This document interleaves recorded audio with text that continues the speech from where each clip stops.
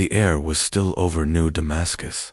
From orbit, the colony looked like a cluster of pearls scattered on obsidian plains. The fusion towers glowed gently, pumping life through a world humans had claimed from volcanic glass and howling winds. A century of effort had transformed it into the jewel of the outer expansion. Children played in gravity-adjusted parks. Scientists unraveled secrets in subterranean labs. Soldiers trained but never fired, because peace, for once, had held, until today. I was in the command tower when the warning came. A bright flare on the edge of our sensor net, too fast, too precise.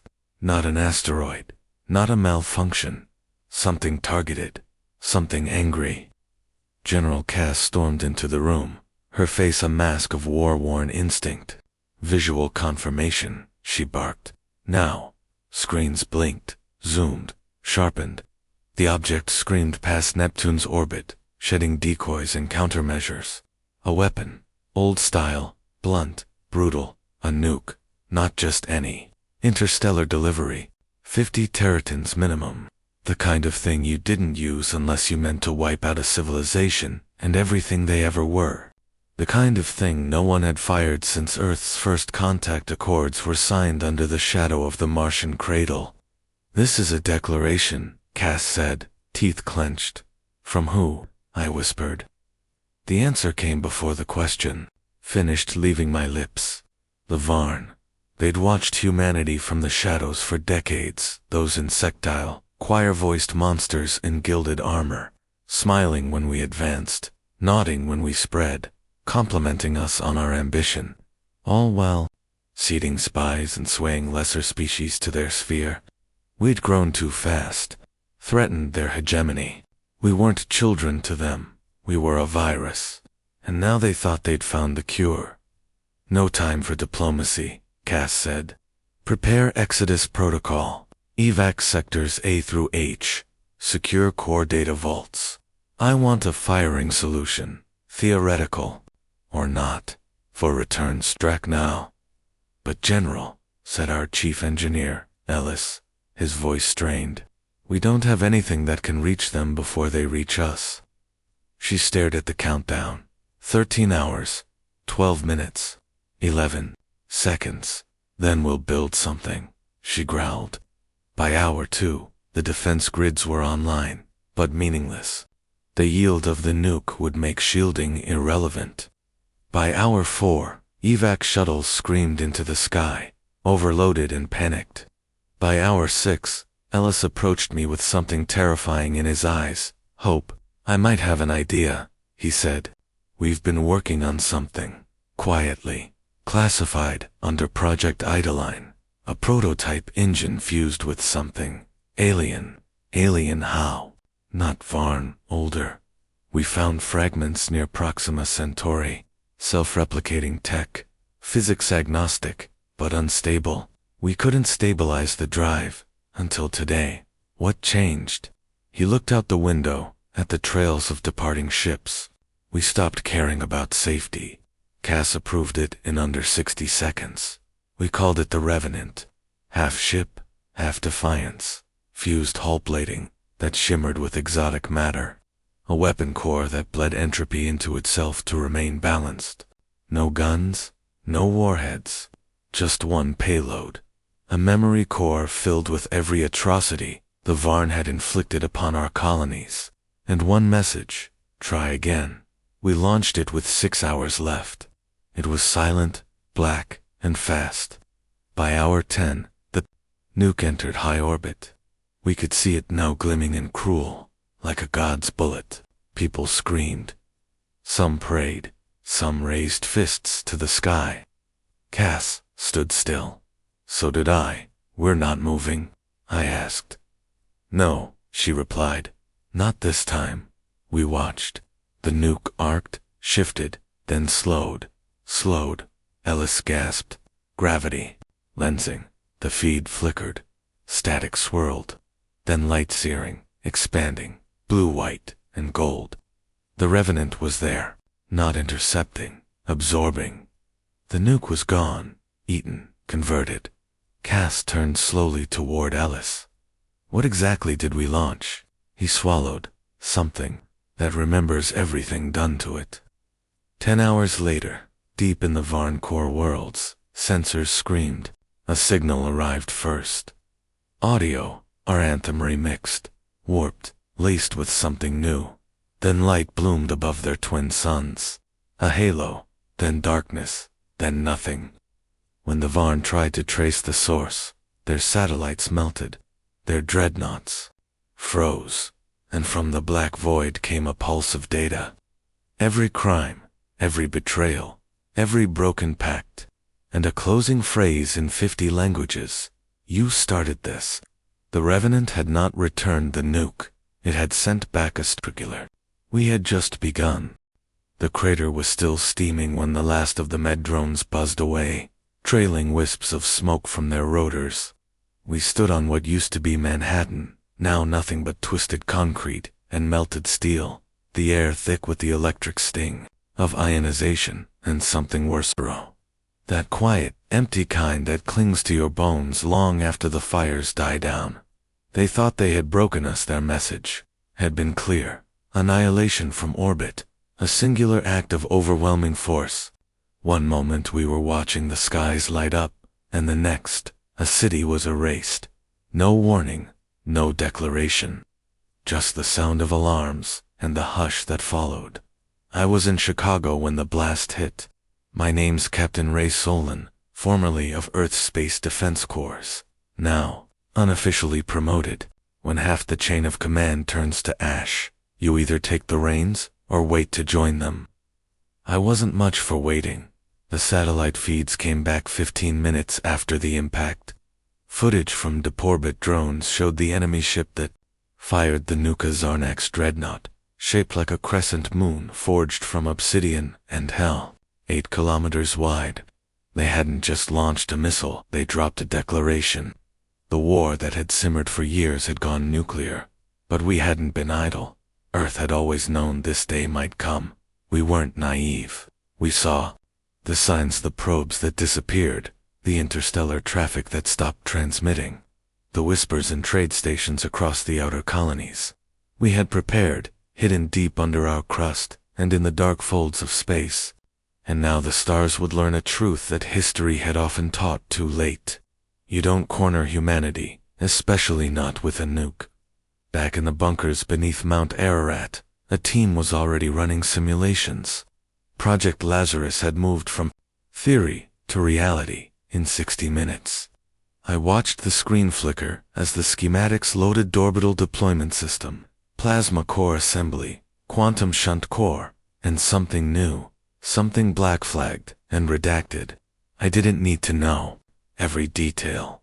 I just needed to know it would fly and kill. Admiral Roan was waiting for me in the briefing chamber. He was an old war dog, skin like worn leather, and a gaze that could slice metal. His voice carried the weight of every grave we'd just filled. They sent a nuke, he said without ceremony. We're sending back a goddamn star, they called it the Star Killer, born from the ashes of our dead, stitched together from every forbidden line of research. The weapon wasn't just retaliation, it was a message forged in the fire of extinction, a payload so dense it could create gravitational distortions mid-flight, a guided singularity wrapped in neutronium shell. Nothing biological would survive within 20,000 kilometers of its detonation. Not even memory. We launched from Earth's dark side 3 days later. The ship chosen to carry it was the Deliverance, a retrofitted mining vessel with reinforced armor, and an experimental cloaking field powered by a stolen Zarnax emitter core. We didn't just hide from their sensors, we bent them around us. It was like becoming a ghost in their data. I piloted her myself. There was no second option, no return trajectory. If the weapon activated early, I'd be crushed into a singular point before I even saw their hull. But I didn't hesitate. I saw the images of the crater. I watched the feeds of children pulling their mothers' hands out of rubble. I saw humanity holding its breath, not in fear, but in fury. We rode silent through the void, engines burning black, The Zarnax dreadnought hadn't moved since the strike.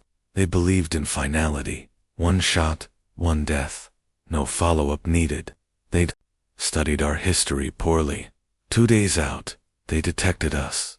They hailed, their signal thick with static and arrogance. A translation, AI filtered it through, as their captain spoke in that oily rasp of synthetic voice patterns. You approach with primitive intent. You are debris. We are inevitable. I didn't respond, just stared at the blinking comms interface.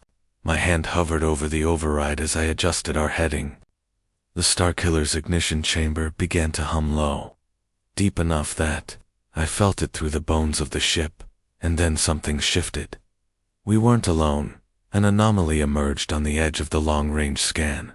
Not Zarnax, not human, it was wrong. A twisted geometry of mass and energy, trailing echoes of reality like broken glass. The weapon reacted. Its power surged, and for the first time, I felt fear not of the enemy, but of what we had built. Had we gone too far? There was no time to think. The dreadnought began to move, their plasma turrets charged. They had realized the weapon wasn't conventional. They were too late. At 0300, Earth Standard, I armed the payload. The chamber glowed with a violet light that no spectrum could categorize. I made peace in that moment, not with death, but with legacy. The final transmission I sent was simple. You hit us with extinction, we send you evolution. I ejected. The pod rocketed away, just as the Deliverance veered upward, exposing her belly to the enemy ship. I watched from kilometers out as the Starkiller blossomed. There was no explosion, just ... erasure. The dreadnought collapsed inward, time itself slowing to a crawl as space folded around it. Screams echoed across the Zarnax comms, their frequency twisted, unnatural. Then silence, and a growing sphere of darkness that shimmered like oil on fire. From Earth, the sky bloomed. Not with light, but with the absence of it. The thing we had made our fury, given form, had eaten a starship, and laughed, and I, floating in a life pod, realized something. They had started a war, but we had just ended the rules. Asterisk. They shouldn't have sent the second wave. Not after what we did to the first. I'm standing on the edge of the Singularity Forge, watching the impossible unfold, a weapon that doesn't obey the laws of physics, only the law of vengeance. The forge rumbles beneath my boots, suspended in the upper thermosphere by gravitic anchors, and wrapped in quantum shielding so thick it distorts time around the edges. Even staring at it too long gives you a migraine, but that's fine, because pain reminds me I'm still alive. We have confirmation. General Kale's voice crackles through my headset. Second thermonuclear payload launched from Uranko Command. ETA, 15 minutes. I nod, even though he can't see me. Good, let them try. Behind me, engineers rush between massive consoles, fingers flying across touchscreens. Some are human. Some are other species refugees, dissidents, outcasts, who once served a triumvirate until they saw what we did with fire. They didn't just drop a bomb on our cities, they dropped it on our future, on our children, on our hope. I look up through the transparent dome above the forge. I see the faint glimmer of the nuke streaking toward USA, pinprick of blue light, like a star falling the wrong direction. They think it'll end us, I mutter. Kale's voice comes back, calm, but taut. They think we'll back down. Then let's disappoint them. I turn to Rhea, our chief weapons architect. Her eyes are like twin storms, dark, wild, and focused. Is Project Eclipse ready? She gives a curt nod. Phase 3 complete. Starkiller array primed. We've only got one shot. But if it hits, ... it won't be a warhead they get back. She presses a control pad. The core of the forge begins to open, petals of metal unfolding like a blooming flower, revealing the gleaming object at its center.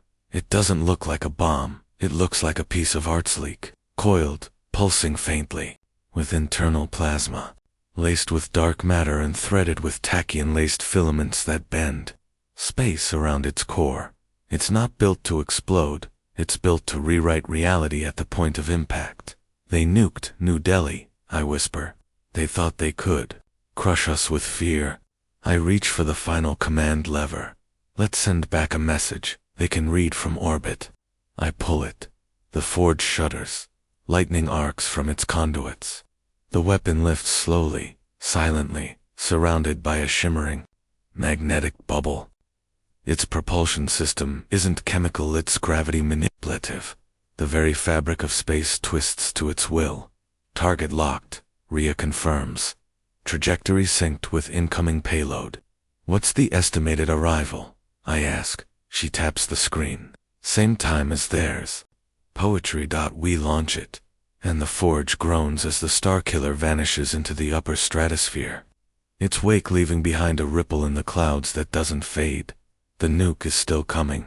And so is ours. Somewhere up there, the gods of death are preparing for a mid-air conference. I wonder which will flinch first. In the war room of Urankel Command, Admiral Tokish watches the incoming object with narrowed eyes. His advisors are already panicking. This isn't possible. One shrieks. They don't have the capability. That's not human tech. Another slams their claws on the console. We dropped the thermonuke into their upper atmosphere. They should be ash. Tokish stays silent.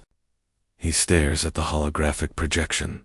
The Starkiller is closing in, moving faster than anything they've ever seen. It's not avoiding their missile, it's heading right for it.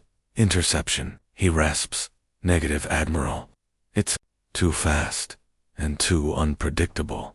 Our targeting AI can't predict its path, it bends local time. Then prepare for a second strike. Wait, in orbit. Two weapons collide. One designed to end a civilization, the other designed to make a point. There is no explosion, not in the traditional sense. There is a bloom of light, ultraviolet, radio, sound, gamma, even thoughts. The nuke is unmade mid-flight, disassembled on a subatomic level. Its energy siphoned into the folds of the Starkiller's core, and then that energy is sent back condensed, reshaped, re-weaponized. The weapon reverses its trajectory and accelerates, straight, toward Urankel Command. I watch from Earth's surface, through the tracking display. The Starkiller, now pulsing red-hot, dives toward the triumvirate's seat of power, like a vengeful god. They tried to erase us, I whisper. Beside me, Kale doesn't speak. He's just staring. He knows. We've done something irreversible. We've escalated past deterrence, past retaliation. We've answered their nuke with a technological nightmare, the kind of thing they swore we weren't smart enough to build, the kind of thing they thought only ascended species could understand. But we understood one thing better than them: pain, and what you build when you've had enough of it. The transmission comes in seconds later. Admiral Takash, bruised, scorched, breathing like he's just seen hell.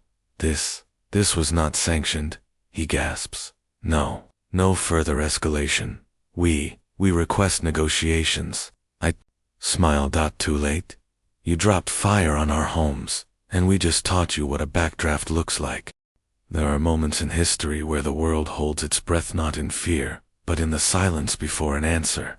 After Delta Station's final broadcast, Earth was no longer whispering warnings. We were speaking in the old tongue, now precision, vengeance, and unrelenting defiance. The Starkiller was still being constructed in the black shadows of Saturn's rings, not in orbit, but embedded within the asteroids themselves. They called it the Spear of Thanatos, but that name was a kindness. What we were building had no mythological poetry. It was industrial rage fused with astrophysical genius. I stood in the command chamber of Eidolon, the operations ship parked 500,000 kilometers from the Spear's core. Transparent screens flickered all around, each one showing a different subsystem: antimatter lens alignment, gravitic pulse stability, quantum foam compression. It was a ballet of insanity. a device that could ignite a microstar and hurl it. Not at light speed, but fast enough that anything less than quantum shielding would melt before it ever saw it coming. And above all this madness, orbiting high, in stealth, were the Velzan. They hadn't fled. They wanted to see what we would do. Or maybe they wanted to gloat, as their biological doomsday seed won. We hadn't even begun to understand spread through our oceans, except it wasn't spreading, thanks to the Pacific Breach team. We had isolated the vector, not just biologically but memetically. The virus wasn't just molecular, it was observational. It learned from attention. It mimicked information flow. The more you understood it, the more it understood you.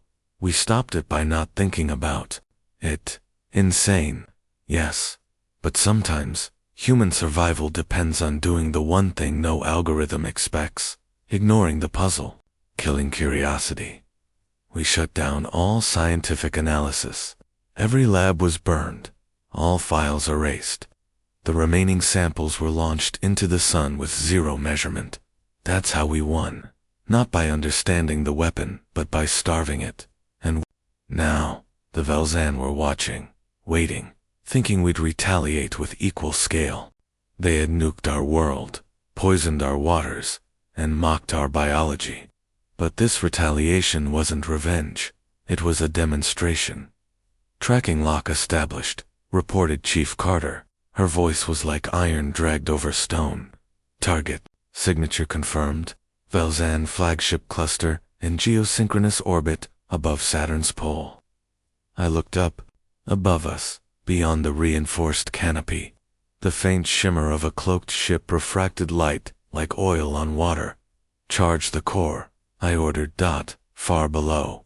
Inside the spear's engine, gravity was being fed to itself. Layers of bent spacetime folded and unfolded faster than thought, squeezing raw vacuum into an energetic scream. The weapon didn't fire projectiles. It didn't release beams. It opened a wound, a starborn not to give life, but to take it. 10 seconds to ignition, Carter called. Her hand hovered over the safeties. Do you wish to broadcast a warning? The others looked at me, waiting for the human moment. No, I said. They gave us no warning. Let their last memory be confusion. Silence. Then the spear activated it. Was beautiful and terrifying. A petal of light, curved like a bow, expanded out from the asteroid ring. The fabric of space tore open as if reality itself was vomiting pure rage. The weapon didn't hum. It screamed a sound that wasn't heard, but felt in every molecule. Then it fired. The newborn star hurled toward the Velzan fleet. Not a beam, not a missile, a singularity, radiating gamma waves and plasma trails like the breath of an angry god. The cloak around their ships shattered. Their armor flared and melted in an instant. Sensors went blind. Artificial minds screamed, in panic. And then, silence again. The Velzan were gone, atomized. Their command cluster, their surveillance vessels, even the recording drones, erased from reality as if they had never existed. The spear dimmed. Space rippled and healed. But we weren't finished. Across every human broadcast channel, we sent a single message translated, encoded, broadcast into every system we knew the Velzan monitored. It wasn't a threat, it was a fact. Do not mistake our silence for submission. Earth endures. Earth upgrades. Earth responds. Then we cut the line. All over the galaxy, species whispered our name. Not in fear, but in caution. The way you speak of stars that burn too hot, too close. The way you teach children to respect lightning. We were no longer prey. We were the ones who answer. And still, the Velzan hadn't made contact, not even to retaliate, which is how we knew we had truly won. They weren't regrouping, they were recalculating, and behind them, the rest of the galaxy was watching, waiting. We weren't part of the interstellar hierarchy before, but now, every war council had to account for Earth, for the species that sends back starkillers. They expected rubble, silence, radiation-soaked corpses that told no stories. Instead, the sky peeled open above their homeworld like an old scar splitting. The stars shimmered unnaturally, bending in ways no celestial object should. The sensors aboard the Viarak fleet's orbital command screamed nonsense frequencies they couldn't decipher, gravitational readings that approached theoretical impossibility. And then it appeared. The Star Killer, a ship not forged, but born. Born of fire and fury, its surface seemed to ripple with molten veins of starlight. Unlike anything ever recorded in their galactic archives, it was enormous wharfing dreadnoughts, eclipsing entire moons. It glowed not with artificial light, but with the promise of vengeance. From the Viharak High Tower, Supreme Strategist Zethary blinked in stunned silence. That can't be from Earth. They don't have hyperquantum stabilizers, much less stellar fabric-weaving tech. Commander Triv hissed beside him. The nuke was meant to wipe them out. The entire biosphere was calculated to collapse. It didn't collapse, Zethary whispered. It evolved. The humans had taken the Viharak's weapon of annihilation, nuclear spearhead hurled across 100 light-years and returned it as a declaration. A star-powered war engine, built using the same unstable quantum core that should have vaporized them. The same core now thrummed in rhythm with the stars, captured, tamed, and multiplied by Earth's impossible science. Inside Captain Ashamaro stood before the central interface, a crystalline sphere pulsing with the radiation signature of the original Viharak nuke. Only it wasn't destructive anymore. It was controlled, chained. Now it powered the vessel's graviton compression weaponry, the kind that could bend planetary mantles like TINFOIL. Her face was stoic. "Target the Viharak fleet," she said. A chorus of acknowledgments followed. The bridge wasn't manned in the traditional sense, no clunky consoles or command chairs. Neural networks pulsed in the walls, human minds, augmented by AI, connected directly to the ship. Each officer was a node, their thoughts amplified and synchronized. The targeting lock engaged. Dozens of enemy vessels in orbit flashed red on the spherical interface, and then the Starkiller sang. It wasn't a missile. It wasn't a beam. It was a gravitational scream of pulse that folded reality around it. One moment, the Viharak ships were floating majestically in space, holding formation with pride. The next, they imploded, crushed into microscopic debris by a compression wave that obeyed no known laws. Zethary watched in horror. What did they do? No one answered. Then came the broadcast. A human face filled every Viharak screen, every transmission, overriding their encrypted channels. It was Morrow. No helmet, no battle paint, just a pair of calm, steel-gray eyes staring straight into the soul of their empire. "You sent a weapon to end us," she said. "We used it to evolve." She leaned forward slightly, voice quiet, but clear. "We don't seek war. But if you bring one to our door, we will not just survive. We will adapt, and we will return." The screen cut to black. On the ground, in cities that had never known fear, Viharak citizens screamed as the sky cracked with the thunder of descent. The Starkiller lowered itself into the atmosphere, heat shields shimmering. But it didn't fire again. It simply hovered, a silent reminder, a deterrent carved into reality. The Viharak Council convened immediately. Voices were raised, threats exchanged. Some demanded a retaliation strike, others insisted on surrender. But the truth was already known. There was no weapon left to send. Earth had taken their worst and forged something worse. In a hidden bunker beneath the council chamber, Zethary stared at the ancient galactic map. For millennia, his people had stood at the center of conquest, untouched, supreme. But now, a new empire had emerged, not of dominance, but of deterrence, of ingenuity, of wrath forged through survival. and Earth sat at its core.